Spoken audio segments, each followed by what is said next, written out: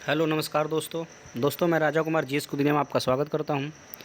दोस्तों मैं आपके लिए आज नाटो जो है बहुत चर्चा में है, तो नाटो से रिलेटेड एग्ज़ाम में प्रश्न पूछे जा सकते हैं, जैसे करंट अफेयर या जो है आपके जीके के सिलेबस में। तो इसीलिए मैंने नाटो के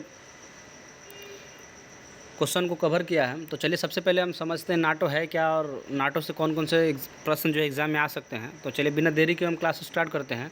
दोस्तों क्लास शुरू करने से पहले सबसे पहले आप हमारे चैनल को सब्सक्राइब एंड शेयर कर दें, ताकि हमारे चैनल की सारी वीडियो आप तक पहुंच पाए।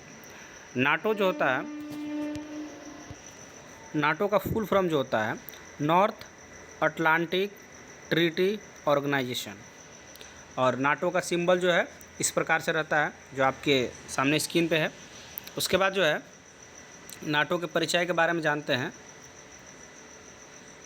नाटो जो है, नाटो का मुख्यालय ब्रुसेल्स यानी बेल्जियम में स्थित है, और नाटो जो है एक राजनीतिक और सैन्य गठबंधन है।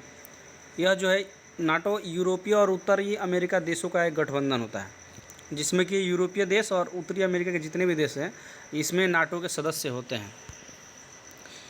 नाटो जो है अपने सदस्य देशों की स्वतंत्रता और सुरक्षा की गारंटी देना नाटो का लक्ष्य है। यानी नाटो के जो भी देश सदस्य हैं तो उनकी सुरक्षा जो है और जो है स्वतंत्रता की गारंटी जो सारे जितने भी उस ग्रुप में देश होते हैं, जो भी इसमें शामिल होते हैं, तो सारे देश जो उसमें ग्रुप में हैं वो एक दूसरे की सुरक्षा और स्वतंत्रता की जो है गारंटी देते हैं, और उनका लक्ष्य होता है कि उन्हें जो है सुरक्षित रखें। नाटो लोकतांत्रिक मूल्यों को बढ़ावा देने के साथ साथ सदस्य देशों को प्रतिरक्षा और सुरक्षा जैसे मुद्दों पर सहयोग के लिए उपलब्ध कराता है। यह एक नाटो जो है एक मंच है। उसके बाद जो है नाटो में वर्तमान सदस्य जो है 29 देश है, उसमें सदस्य देश हैं, और 29वां सदस्य देश के रूप में जो है 2017 में शामिल हुआ था मोन्टीग्रो जो है, यह जो है 29वां देश के रूप में 2017 में शामिल हुआ था। और अभी जो फ़िलहाल में जो है 30वें सदस्य के रूप में मैसेडोनिया को शामिल करने की बात प्रक्रिया जो है चल रही है। अभी मैसेडोनिया शामिल नहीं हुआ है, लेकिन नाटो जो है उसकी चर्चा चल रही है अभी।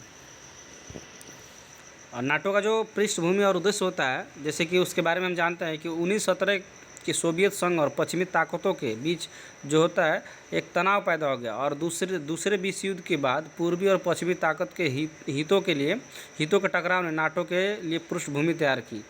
नाटो जो होता है उत्तरी अटलांटिक संधि यानी वाशिंगटन संधि के जरिए अस्तित्व में आया था।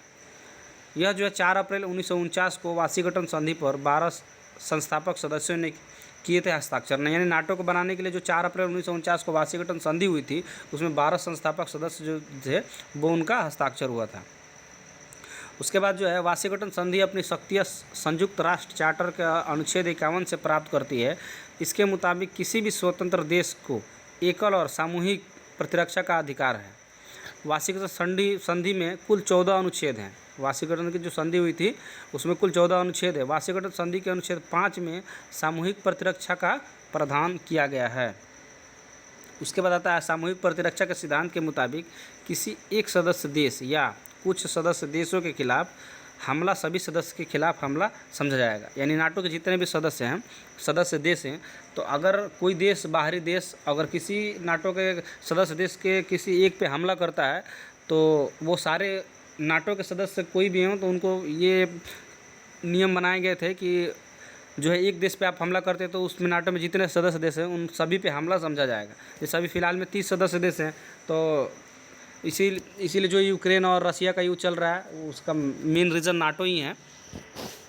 उसके बाद जो है इसका कार्य जो होता है, तो नाटो का जो कार्य होता है निर्णय और सुझाव देना, यानी सदस्य देश सुरक्षा से जुड़े मुद्दों पर सलाह और सुझाव के माध्यम से निर्णय लेते हैं। मिशन और ऑपरेशन जो होता है इसमें नाटो में संकट की स्थिति में नाटो सक्रिय रूप से भाग लेता है। यह ऑपरेशन वाशिंगटन संधि के अनुच्छेद 5 के तहत संचालित होते हैं। उसके बाद जो है नए उभरते खतरों के लिए जो हमेशा तैयार रहता है। यही नाटो का मुख्य जो है बातें थी। चलिए दोस्तों मिलते हैं नेक्स्ट वीडियो में, तब तक के लिए जय हिंद दोस्तों।